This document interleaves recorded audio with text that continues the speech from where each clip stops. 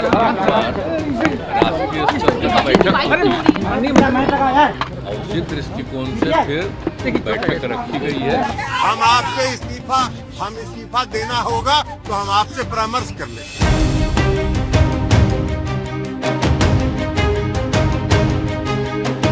हम इस नागपुर से संदेश देना चाहते हैं। देश जो सुनना चाह रहा है वो संदेश है। ये गढ़ कांग्रेस का है। देश दुनिया की 40 खबरों के बाद अब वक्त है बड़ी खबरों की डिटेल्स पड़ताल का। आज देश में दो बड़े पॉलिटिकल इवेंट चल रहे हैं और दोनों सवालों में है, पहला दिल्ली में और दूसरा नागपुर में। पहली खबर में नीतीश के पलटी मारने के अटकलों से जुड़ा है तो दूसरा कांग्रेस की जुदा राह से जुड़ा है। ऐसे में आज हम जानेंगे कि क्या जेडीयू टूटने वाली है, क्या नीतीश कुछ खेल करने वाले हैं या फिर लालू के चक्रव्यूह में नीतीश फंस गए हैं। वहीं दूसरी तरफ राहुल गांधी नागपुर में कांग्रेस का स्थापना दिवस मना रहे हैं, खड़गे साथ हैं, रैली हो रही है और आरएसएस के गढ़ में बीजेपी को चुनौती और ललकार की बातें हो रही हैं। तो क्या नागपुर से कांग्रेस के लिए 2024 को फतह करने का फॉर्मूला निकलेगा या फिर से इंडिया की धड़कनें बढ़ाएगा? सवाल कई हैं, जवाब की तलाश हमारे वरिष्ठ सहयोगी भी हमारे साथ जुड़ गए हैं। दिल्ली जेडीयू ऑफिस से हमारे साथ मौजूद हैं अंकित गुप्ता, साथ ही हमारे साथ जुड़े हैं अभिषेक उपाध्याय और नागपुर से जुड़े हैं जैनेन्द्र कुमार। इनके पास जाएंगे, बातचीत करेंगे और बातचीत की शुरुआत करें उससे पहले इस वक्त की बड़ी खबर का रुख करते हैं। बड़ी खबर है दिल्ली से। दिल्ली में जेडीयू के राष्ट्रीय पदाधिकारियों की बैठक है और बैठक के बीच सूत्रों के हवाले से बड़ी खबर आ रही है, नीतीश ही बन सकते हैं जेडीयू अध्यक्ष। सूत्रों के हवाले से बड़ी खबर है, अगर ललन का इस्तीफा तो नीतीश को कमान मिलेगी। ये बड़ी खबर आ रही है दिल्ली से। जेडीयू में जिस तरीके से हलचल चल रही है और उन सब के बीच ये खबर सामने आ रही है। बिहार की सियासत में इस वक्त दो संभावनाएं दिख रही हैं। क्या संभावनाएं हैं उस पर बात कर लेते हैं और समझ लेते हैं कि आखिर संभावनाएं क्या है। पहली ये कि एनडीए के साथ मिलकर बिहार में नीतीश कुमार सरकार बनाएं, वजह बनेंगे नीतीश कुमार। आरजेडी ही नीतीश को किनारे कर बिहार में सरकार बना ले, दूसरी वजह, और उसकी अगर वो स्थिति बनती है तो उसकी वजह बनेंगे ललन सिंह। तो दो संभावनाएं इस वक्त बिहार में बन रही है और इन पर हम जाते हैं और सीधे रुख करते हैं जेडीयू दफ्तर का। अंकित हमारे साथ बने हुए हैं। अंकित, इस वक्त क्या चल रहा है जेडीयू दफ्तर में और जेडीयू की राजनीति में? देखिए, बिहार के मुख्यमंत्री नीतीश कुमार पहुंच चुके हैं दिल्ली और दिल्ली पहुंचने के बाद में ललन सिंह से मुलाकात भी हो गई है। प्रकाश जी जो कि साथ में आए नीतीश कुमार के, प्रकाश जी ललन सिंह से मुलाकात भी हो गई है। लेकिन नीतीश कुमार आए हैं उससे 5 मिनट पहले एक नया होर्डिंग आ गया है। सुबह से ऐसे होर्डिंग यहाँ लगे हुए थे जिनमें से ललन सिंह नजर नहीं आ रहे थे, लेकिन अब जब नीतीश कुमार यहाँ पहुंचे तो ललन सिंह की फोटो भी नजर आने लगी होर्डिंग्स पे। देखिए, ये एक कन्फ्यूजन जो है जनता दल यूनाइटेड के अंदर में पहले रहा था, लेकिन जिस तरह से जो अंदर खाने में खबरें आ रही थी कि ललन सिंह जदयू के राष्ट्रीय अध्यक्ष पद से इस्तीफा दे देंगे और उसके बाद नीतीश कुमार होंगे, तो इसकी खबर अमूमन सबको पहुंच चुकी थी। तो ऐसे में जो तैयारी थी नए राष्ट्रीय अध्यक्ष नीतीश कुमार के रूप में उनका स्वागत करने के लिए और उसी हिसाब से पोस्टर्स लगाए गए। आप कह रहे हैं ये जो होर्डिंग है ये नए राष्ट्रीय अध्यक्ष, यहाँ पर तो लिखा हुआ है मुख्यमंत्री बिहार, लेकिन नए राष्ट्रीय अध्यक्ष के तौर पर भी स्वागत की तैयारी हो गई थी। बिल्कुल, ये लगभग लोगों को ये मालूम है कि राष्ट्रीय अध्यक्ष का पद जो है वो बदला जाना तय है। बदलने की स्थिति में लोगों की राय भी यही है और नीतीश कुमार मुख्यमंत्री भी कमान लेने को तैयार हो गए हैं, ऐसी मेरे पास जानकारी मिल रही है। तो अवधेश, एक बहुत बड़ी खबर प्रकाशी के हवाले से कि ये बदलने की यानी कि ललन सिंह को हटाने की तैयारी पूरी हो चुकी है और नीतीश कुमार खुद संभालेंगे वो जिम्मेदारी। क्या बनेगी उस पर आएंगे, आपसे अपडेट लेंगे। इस बीच एक और बड़ी खबर है, जेडीयू की बैठक के बीच से बड़ी हलचल है और बैठक से पहले नीतीश से मिले ललन सिंह। दिल्ली में नीतीश के घर पर यह मुलाकात हुई है। संजय झा ने भी नीतीश कुमार से मुलाकात की। शाम 5 बजे जेडीयू दफ्तर पहुंचेंगे नीतीश कुमार। तो ये इस बीच की एक बड़ी खबर आ रही है, जैसा कि एबीपी न्यूज ने आपको पहले भी बताया था। अभिषेक भी हमारे साथ लगातार बने हुए हैं। अभिषेक, ये जो हलचल चल रही है जेडीयू दफ्तर से लेकर नीतीश कुमार के आवास तक, उन सब के बीच से क्या खबरें निकल कर आ रही हैं? देखिए, एक बात तो मैं आपको अपडेट कर दूं, नीतीश कुमार यहां पर पहुंच चुके हैं। मैं इसमें जेडीयू दफ्तर में हूं। ये आपको जेडीयू दफ्तर का तस्वीर दिख रही है। ये जो आपको कॉन्वॉय दिखाई पड़ रहा है, ये नीतीश कुमार का कॉन्वॉय है और लल्लन सिंह भी यहां पर पहुंचे हैं, इसी कॉन्वॉय के हिस्सा वो भी थे। तो अहम बात यह है कि नीतीश कुमार यहां पहुंच गए हैं। जो राष्ट्रीय पदाधिकारी की बैठक है, हमारी जानकारी में यहां पर जो जिम्मेदार इनके पदाधिकारी हैं, अधिकारी हैं, जिनके साथ में मनता नेक होना और एक ये पूर्व भूमिका है, क्योंकि कल की बैठक बहुत महत्वपूर्ण है। उस निर्णायक बैठक के पहले की ये पूर्व भूमिका है और उसकी गतिविधियां यहां पर शुरू हो गई हैं। तो इतना तय है, जो प्रकाश जी अभी कह रहे थे, वही इस समय की सबसे महत्वपूर्ण खबर है कि ये जो टेक ओवर होगा, इसमें नीतीश कुमार ही आकर के सेंट्रल स्पेस लेंगे और यही सबसे बड़ा, सारे संकेत इसी ओर इशारा कर रहे हैं। बीजेपी के सूत्रों के हवाले से बड़ी खबर यह है कि बिहार में अकेले ही चुनाव लड़ेगी बीजेपी। सूत्रों के हवाले से यह बहुत बड़ी खबर सामने आ रही है। नीतीश से गठबंधन नहीं करेगी बीजेपी और नीतीश से गठबंधन की अटकलें खारिज की जा रही हैं। सूत्रों के हवाले से बहुत बड़ी खबर है, क्योंकि यह खबर भी सामने आ रही थी कि नीतीश कुमार पाला एक बार फिर से बदल सकते हैं। अभिषेक, जो ये तस्वीर सामने आ रही है कि बीजेपी के सूत्रों के हवाले से खबर है कि बिहार में बीजेपी अकेली राह चुनेगी, तो जो हम विकल्प की बात कर रहे थे कि नीतीश कुमार पाला बदल सकते हैं, क्या वो चीजें अब खारिज हो रही हैं? देखिए, बिहार में बीजेपी के अकेले जाने का जो ये पूरा मसला है, वो बीजेपी की अपनी जो वहां पर लोकसभा चुनाव के मद्देनजर जो बीजेपी की जड़ है, ये उससे जुड़ा हुआ है और बीजेपी को लगता है कि बहुत ही कंफर्टेबल स्थिति में है। मोदी ब्रांड है, बिहार का जो स्थितियां हैं वहां पर उसे जरूरत नहीं है किसी सहयोगी की। तो लोकसभा चुनाव के मद्देनजर तो कहीं कोई कंफ्यूजन नहीं दिखता है। बीजेपी अकेले जा सकती है, जो हमारी खबर है, इस खबर में बहुत हद तक सच्चाई है, लेकिन इसे आप खारिज नहीं कर सकते हैं कि जेडीयू और बीजेपी का कोई भविष्य में तालमेल होने जा रहा है या नहीं, क्योंकि बीजेपी दूर की राजनीति करती है, हम सभी जानते हैं। वो इस समय सिर्फ लोकसभा ही नहीं देख रही, वो आने वाले विधानसभा चुनाव को भी देख रही है। तो नीतीश कुमार को यह भी मुमकिन है कि अपनी शर्तों पर, मैं ऐड कर रहा हूं, अपनी शर्तों पर अगर कोई रास्ता निकल सकता है तो उस पर जरूर काम हो रहा होगा, उससे हम खारिज नहीं कर सकते हैं। बिल्कुल। और इन सब के बीच अभिषेक, सवाल और भी कई हैं और सवाल एक उठ रहा है कि क्या नीतीश का किला ढहने वाला है, क्योंकि यह सवाल बहुत ज्यादा मौजूद हो गया जिस तरीके से हलचल इस वक्त चली है जेडीयू में। और जेडीयू टूटेगी तो किस तरीके की स्थिति बनी, क्योंकि टूटने की भी बात सामने आई, तो नीतीश के सामने क्या परिस्थिति बन रही वो समझ लेते हैं। क्या नीतीश की पार्टी ढहने वाली है? अगर जेडीयू टूटेगी तो विधायकों के साथ ललन सिंह आरजेडी में शामिल होंगे क्या? ये एक बड़ा सवाल सामने आ रहा है। और इसके अलावा अगर नीतीश पाला बदले तो विधायकों के साथ एनडीए में शामिल होकर सरकार बनाएंगे, ये दो सवाल भी सामने आ रहे हैं। और इसके अलावा अगर नीतीश एनडीए में गए तो फिर तेजस्वी यादव के सीएम बनने के सपने को क्या ठेस पहुंच जाएगी? यानी कि जेडीयू के साथ ही साथ पूरे बिहार की राजनीति में इस वक्त हलचल मची हुई है। और जैनेंद्र का रुख कर लेते हैं। जैनेंद्र, जिस तरीके से हालात बने हुए हैं जेडीयू में, बिहार की राजनीति में, इंडिया गठबंधन के लिहाज से यह हलचल कितनी महत्वपूर्ण है और उसका लॉन्ग टर्म इंपैक्ट क्या हो सकता है? देखिए, बेहद महत्वपूर्ण होगा। नीतीश कुमार ही वो शख्स हैं विपक्ष में जिन्होंने की इंडिया गठबंधन की एक तरीके से हम कहें कि नींव रखी थी। कांग्रेस बेशक सबसे बड़ी पार्टी होने के नाते अधूरी हो, लेकिन नीतीश कुमार ने ही विपक्षी एकजुटता की पहल की थी। एक एक नेता से जाकर के वो मिले और इसके बाद हमने देखा कि पटना में विपक्ष की एक महाबैठक हुई और इसके बाद बेंगलोर में बैठक हुई, मुंबई में बैठक हुई, कुछ दिन पहले दिल्ली में बैठक हुई है। और ये तय हो चुका है कि कांग्रेस बीजेपी के खिलाफ साझा उम्मीदवार उतारा जाएगा, बीजेपी के हर उम्मीदवार के खिलाफ। तो अगर नीतीश कुमार कोई बड़ा फैसला लेते हैं, नीतीश कुमार अगर यू टर्न लेते हैं, तो पूरी इंडिया अलायंस की जो कवायद है वो बिल्कुल धराशायी हो जाएगी। बिल्कुल, यानी कि इसका बड़ा असर देखने को मिलेगा। सवाल यह है कि क्या जेडीयू में वाकई सब कुछ नॉर्मल है जैसा कि दावा किया जा रहा है? इस हलचल को लेकर सीएम नीतीश, डिप्टी सीएम तेजस्वी और आरजेडी जेडीयू के नेताओं का क्या कहना है, सुनवाते हैं आपको। हर साल राष्ट्रीय स्तर पर बैठक होती है और उसी दृष्टिकोण से फिर बैठक रखी गई है। अरे हर पार्टी का राष्ट्रीय स्तर पर बैठक होता है, कार्यकारिणी होती है। हम लोगों का नहीं हुआ था क्या कालकटोरा स्टेडियम में? खुला अधिवेशन भी दिल्ली में हम लोगों ने किया था। तो इस तरह की बेकार की बातें हैं।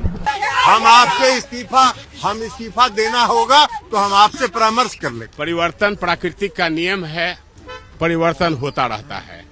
ऐसे पदाधिकारियों का जिनका कार्यकाल पूरा हो चुका है या जो लोगों को नई जिम्मेदारी मिलनी है, वो सारी चीजों पे बात। इंडिया गठबंधन के हम लोग मजबूत घटक दल हैं, जहां तक सवाल ललन सिंह जी को लेकर के है, ललन सिंह जी के नाते पुरातन है नीतीश जी से। मैं सभी अफवाहों को सिरे से खारिज करता हूं। तो देखिए, प्रतिक्रियाओं का दौर चल रहा है, अलग अलग बातें आ रही है, लेकिन सवाल मेन ये है कि ललन सिंह का इस्तीफा क्यों संभव है। उसके भी जो कारण है वो हम आपको बता देते हैं, क्योंकि ये बात बहुत जाहिर तौर से बहुत तेजी से चल रही है। एनडीए को छोड़ने के वक्त पूरी जिम्मेदारी ललन सिंह ने निभाई थी, बीजेपी पर आरोपों की झड़ी लगा दी थी और अभी तक बीजेपी पर जबरदस्त ललन सिंह हमलावर रहे। नीतीश कुमार के मन को ललन ने भांप लिया है और अगर एनडीए में नीतीश जाते हैं तो ललन सिंह के सामने बहुत बड़ी असहज स्थिति बन जाएगी और यही वजह है कि माना जा रहा है कि ललन सिंह के इस्तीफे की बातें सामने आ रही है। अंकित, जिस तरीके से पूरी स्थिति बन रही है, अभी ललन सिंह फिलहाल जब पार्टी दफ्तर में है तो वहां क्या बातें निकलकर सामने आ रही हैं? और एक सवाल यह भी कि इतने बड़े घटनाक्रम पर आरजेडी की चुप्पी क्या कहती है? बड़े मौन है आरजेडी के लोग। देखिए, आरजेडी के सामने ज्यादा कोई विकल्प तो नहीं है, वो सिर्फ वेट एंड वॉच वाली पॉलिसी अपना रहे हैं, क्योंकि नीतीश के मन में क्या है कि शायद किसी को नहीं पता, वो सिर्फ नीतीश कुमार को ही पता होगा। प्रकाश जी हमारे साथ में है। प्रकाश जी, अभी जब यहाँ ललन सिंह पहुंचे सुबह से लेकर अब तक, जब तक मीडिया के सामने आए हैं, वो उतने सहज नहीं दिखे जितने के अमूमन रहते हैं। आप तो सालों से देख रहे हैं, क्या वाकई में कुछ असहज हो? बिल्कुल, देखिए, एक बात तो तय है कि जिस तरह से खबरें चल रही हैं, एक खबर में सच्चाई जरूर है कि ललन सिंह खुद को राष्ट्रीय अध्यक्ष पद से हटाना चाहते हैं, खुद को इस्तीफा दे रहे हैं। और हटाना चाहते हैं या बोला गया उनसे? वो खुद हटना चाहते हैं, ऐसी बातें मेरी जानकारी में है। लेकिन दूसरी तरफ जो एक जानकारी जो खुलकर आ रही है सामने, या जो लोग बता रहे हैं कि एनडीए में जा रहे हैं, बीजेपी के साथ जा रहे हैं, दरअसल इस नैरेटिव से काफी नाराजगी है। कौन नाराज है? के जितने तमाम बड़े नेता हैं वो सभी का कहना है कि अभी इस स्तर पे कोई ऐसी बात ही नहीं हुई, ऐसी कोई चर्चा ही नहीं है, तब क्यों मीडिया इस बात को बार बार दोहरा रहा है? हटाया क्यों जा रहा है? क्योंकि अगर यह है, क्योंकि जब ये अलग हुए थे बीजेपी से तो कहा यह गया था ललन सिंह का एक बड़ा रोल रहा था, तो ऐसे में अब ललन सिंह हट रहे हैं तभी तो ये चर्चाएं शुरू हो गई कि कहीं नीतीश वापस तो एनडीए का हिस्सा नहीं बनने जा रहा है। देखिए, एक बात तो तय है कि नीतीश कुमार और ललन सिंह के रिश्ते बहुत पुराने, बहुत गहरे हैं और आपस में इन लोगों की समझ भी अच्छी है। लेकिन जहां तक बीजेपी में जाने की बात है, ललन सिंह को हटा करके बीजेपी में जाना या ललन सिंह के रहते ही कोई बड़ी बात नहीं होती है। बीजेपी के साथ आखिर बात कौन कर रहा है? कौन है ऐसा शख्स जो नीतीश कुमार को बीजेपी की तरफ ले जाना चाहता है? बिल्कुल बिल्कुल अंकित, तो तमाम सवाल हैं और शायद कल तक इनके जवाब मिल भी जाएंगे जब बैठक हो जाएगी। आरएसएस के गढ़ में कांग्रेस की हुंकार आज हो रही है। आज कांग्रेस का 139वां स्थापना दिवस है और 2024 के लिए संदेश देने की कोशिश की जा रही है। महारैली के जरिए कांग्रेस का शक्ति प्रदर्शन हो रहा है। रैली में जिस तरीके से भीड़ की बात करें तो 2 लाख से ज्यादा लोग आ सकते हैं। रैली में सोनिया और प्रियंका गांधी नहीं पहुंची है, लेकिन यहां पर कमान संभाल रहे राहुल गांधी, अध्यक्ष खड़गे और जो कांग्रेस शासित राज्यों के मुख्यमंत्री है वो। तो ये बड़ी खबर है कि आज 139वां स्थापना दिवस है कांग्रेस का और आरएसएस के गढ़ नागपुर में कांग्रेस आज हुंकार भर रही है और 2024 का जो शंखनाद है वो वहां से किया जा रहा है। जैनेंद्र हमारे साथ बने हुए। जैनेंद्र, जिस तरीके से आज महारैली हो रही नागपुर में, क्या संदेश देने की कोशिश है और नागपुर को ही क्यों चुना गया? देखिए अवधेश, नागपुर को क्यों चुना गया इस पर तब से ही बात हो रही है जब से नागपुर रैली का ऐलान किया कांग्रेस ने। माना यह जा रहा है कि विधानसभा चुनाव में जिस तरीके से हिंदी पट्टी में निराशाजनक प्रदर्शन किया कांग्रेस ने, इसके बाद अपने कार्यकर्ताओं में एक आत्मविश्वास फूंकने के लिए और ये संदेश देने के लिए कि कांग्रेस जो है वो लोकसभा चुनाव पूरी टक्कर से लड़ने वाली है, इसी वजह से कहीं ना कहीं नागपुर चुना गया, क्योंकि नागपुर बीजेपी की जो मातृ संस्था है आरएसएस, उसका मुख्यालय यहाँ पर है। यहाँ से संदेश क्या दिया जाएगा, इंतजार हो रहा है। मंच पर मल्लिकार्जुन खड़गे और राहुल गांधी पहुंच चुके हैं। नाना पटोले महाराष्ट्र कांग्रेस के अध्यक्ष फिलहाल बोल रहे हैं, इसके बाद राहुल गांधी और खड़गे का भाषण होगा। सामने अगर आपको मैं तस्वीरें दिखाऊं अवधेश, तो मैदान पूरा ये जो है भरा हुआ है। तो एक बड़ा शक्ति प्रदर्शन कांग्रेस ने यहाँ पर किया है। नजरें लोकसभा चुनाव पर है, लोकसभा का बिगुल यहाँ से बजाएगी कांग्रेस। संदेश बिल्कुल बिगुल बजाई जा रही, शंखनाद हो रहा है, लेकिन आरएसएस के गढ़ में कांग्रेस की रैली पर जवाब भी सामने आ रहा है, क्योंकि सवाल लगातार पूछे जा रहे हैं कि क्यों नागपुर ही। विजय वेडेट्टीवार ने कहा कि यह कांग्रेस का गढ़ है, नागपुर चुनने के पीछे आरएसएस फैक्टर नहीं है। नागपुर को गांधी और अंबेडकर की धरती कांग्रेस बता रही है। महाराष्ट्र में नेता विपक्ष हैं विजय वेडेट्टीवार, जिन्होंने ये बातें कही हैं।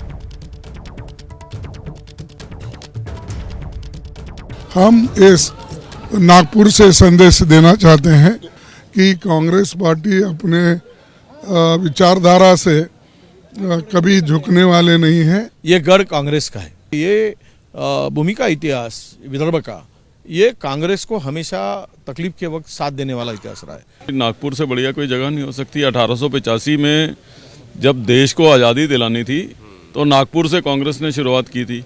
आज जब एक विचारधारा जो देश के संविधान के साथ खिलवाड़ कर रही है, उससे छुटकारा दिलाना है तो भी नागपुर को चुना गया। देश जो सुनना चाह रहा है वो संदेश है, और नागपुर एक ऐतिहासिक जगह है। कांग्रेस की जड़ें यहीं से मजबूत हुई, यहीं उत्पन्न हुई, यहीं से आगे बढ़ी महाराष्ट्र और नागपुर। तो देखिए 2024 का शंखनाद भी है, अपने पुराने गढ़ को मजबूत करने की कोशिश है और नागपुर रैली में लोगों से चंदा देने की अपील भी की जा रही है। हर कुर्सी के पीछे बारकोड का स्टिकर चिपकाया गया है। नेताओं और लोगों की कुर्सी के पीछे बारकोड है और अब तक चंदा अभियान में 8 करोड़ रुपए जमा हो चुके हैं। तो आर्थिक स्तर पर भी पार्टी मजबूत हो, इसकी भी चिंता की जा रही है। और जो महारैली नागपुर में हो रही है, हर कुर्सी के पीछे बारकोड का स्टिकर लगाया गया है। रमेश चेन्नीथाला जी, नाना पटोले जी, थोराट जी, विजय वडेट्टीवार जी, रेवंत रेड्डी जी, सुखविंदर सुक्खू जी, सतेज बंटी पाटिल जी, स्टेज पे सीडब्ल्यूसी मेंबर्स, सीनियर नेता, हमारे प्यारे कार्यकर्ता, भाइयों और बहनों, महाराष्ट्र के युवा,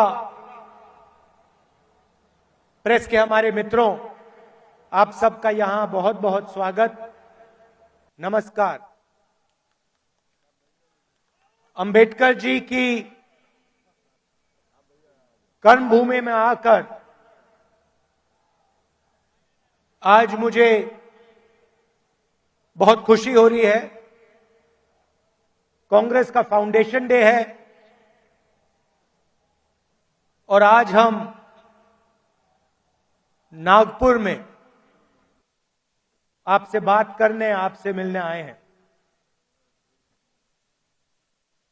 देश में विचारधारा की लड़ाई चल रही है। लोगों को लगता है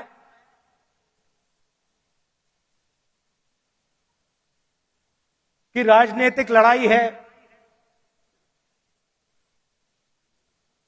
सत्ता की लड़ाई है, वो है,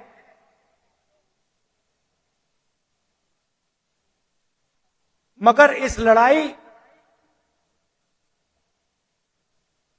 की नींव जो है वो विचारधारा की है और दो विचारधाराओं की लड़ाई हो रही है। बहुत सारी पार्टियां हैं,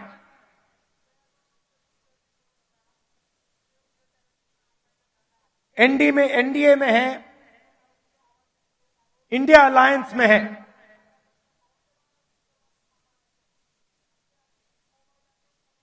मगर लड़ाई दो विचारधाराओं के बीच में है।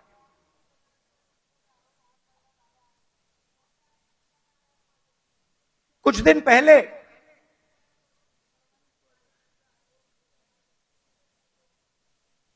एक बीजेपी का एमपी मुझे लोकसभा में मिला। बहुत सारे बीजेपी के एमपी पहले कांग्रेस पार्टी में हुआ करते थे, ये भी कांग्रेस पार्टी में था।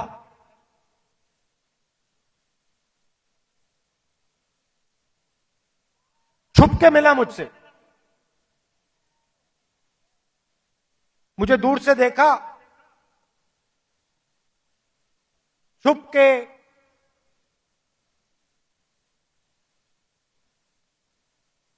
डर से कहता है, राहुल जी आपसे बात करनी है।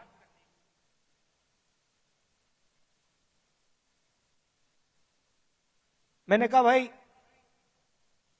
क्या बात करनी है, तुम तो बीजेपी में हो।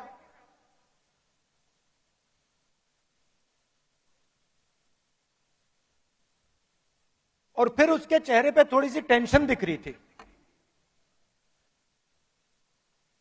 तो मैंने पूछा, सब कुछ ठीक है क्या? मैंने सोचा शायद घर में कोई बीमार हो, कोई दुर्घटना हो गई हो। मैंने पूछा सब कुछ ठीक है? कहता है नहीं।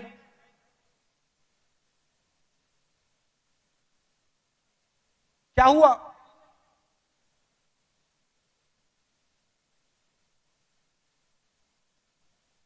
राहुल जी, बीजेपी में रहकर सहा नहीं जाता।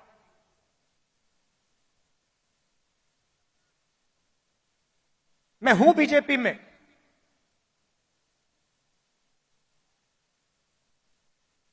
मगर दिल मेरा कांग्रेस में है।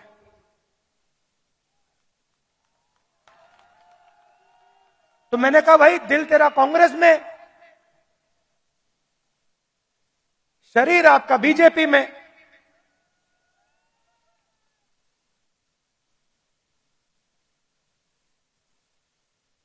मतलब दिल शरीर को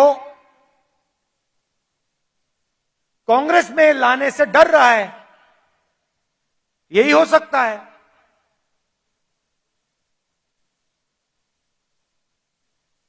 मैंने कहा मन क्यों नहीं बनता वहां? आप एमपी हो,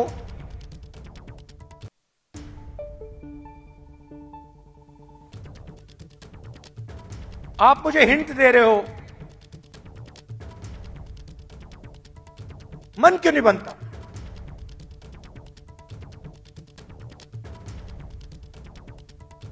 कहता है राहुल जी, बीजेपी में गुलामी चलती है। जो ऊपर कहा जाता है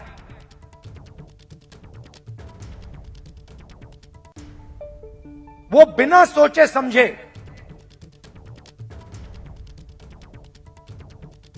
करना पड़ता है। हमारी कोई सुनता नहीं है। ऊपर से ऑर्डर आता है, मतलब जैसे पहले राजा ऑर्डर देते थे,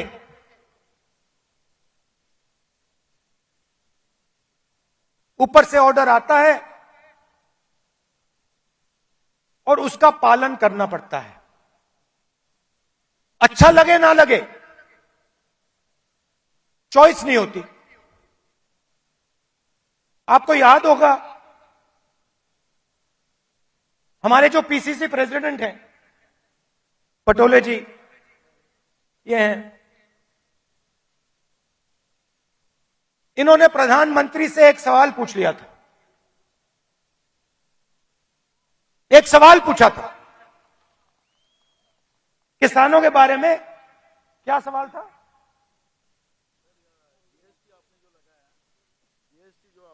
तो उसमें किसानों का क्या हिस्सा रहेगा? हाँ, तो सिर्फ एक सवाल पूछा। सवाल था जीएसटी जो आपने लगाया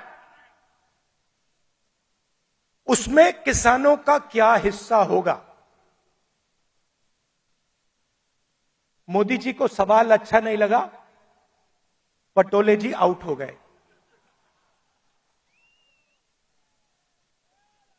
तो उनकी विचारधारा राजाओं की विचारधारा है, किसी की सुननी नहीं।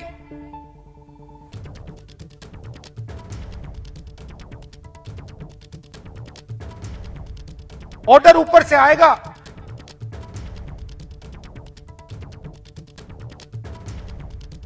आपको ऑर्डर का पालन करना पड़ेगा। तो राहुल गांधी को आप सुन रहे हैं, नागपुर की रैली में संबोधित कर रहे हैं। स्थापना दिवस है और वो कह रहे हैं कि ये विचारधारा की लड़ाई इस वक्त देश में चल रही है, बीजेपी में गुलामी चलती है, राहुल गांधी ने आरोप लगाया एक सांसद का हवाला देते हुए।